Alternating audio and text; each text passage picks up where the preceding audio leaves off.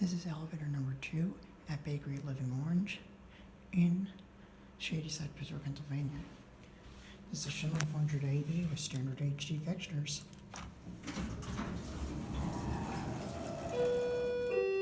This was installed in 2014 and the lantern already does not work. That is absolutely lovely. Go down the garage. Make sure you go down. Actually, that says car 1.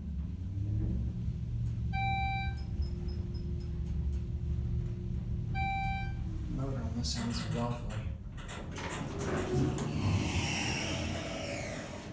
Go up to 5. Interior go out. Yeah, the doors and motor sound lovely. The indicator's very dim. This is rather worn out already. It's only been a few years old.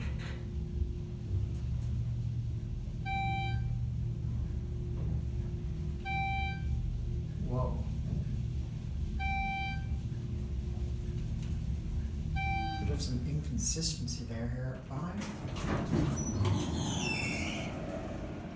Go back down to 1, or actually no, 2. Medium phone. Basic laminate cab. Fairly nice at the same time. Tall hospital-sized cab. This is the building service elevator. The main elevator number 2 here is a 3300 with FIGL. Here's about a 2